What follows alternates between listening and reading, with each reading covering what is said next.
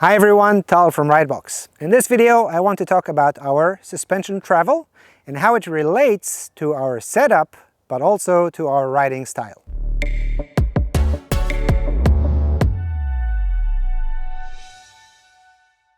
There's a bit of a debate whether should you use the entire suspension travel or not. Is it good for riding? Is it good for the suspension? So maybe you've been aware of that argument. And like any good question, it depends.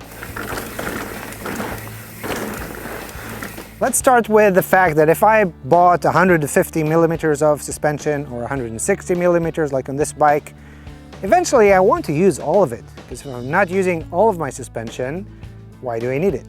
So should I set up my sag to be really soft and with every small thing use all of my suspension? Not necessarily. Setting up our suspension also relates to our riding style and even to the terrain that we are riding. So to demonstrate, I'm going to use the same bit of trail right here, and I'm going to ride it in two different styles. For the first run, I'm going to try riding a bit slow, nice and relaxed, and be super smooth.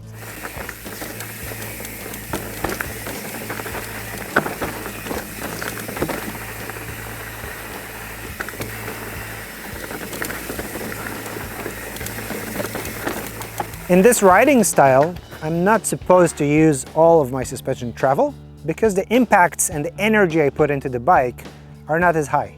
On the second run, I'm gonna take the pace a little bit up and maybe pump the bike a bit more, find a couple of small jumps, and just have a lot more energy into the bike. So in this case, I might use the entire suspension travel. What I want to show here is that I'm using the suspension differently without changing the setup, just by changing my riding, even when it's on the same trail. So going back to the question, should you use the entire suspension travel? The answer is yes, when you're riding faster, rougher trails, and probably not when you're riding smoother, more relaxed trails. So now we can get this information back to our setup. So let's say you've set up your suspension correctly, 30% sag, everything seems to be in order, and you're riding fast and hard, but you never use the entire travel of your suspension. That's probably a sign that you can run a softer setup. If your riding is mostly relaxed and you figure out that you're always bottoming out, that's probably a sign that your setup is too soft. So to summarize, should you use your full suspension travel?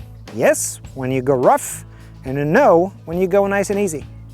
So in this case, on this trail, when I went super easy, I got to about 50% sag, and then when I pushed it a bit more, I got to about 80% sag.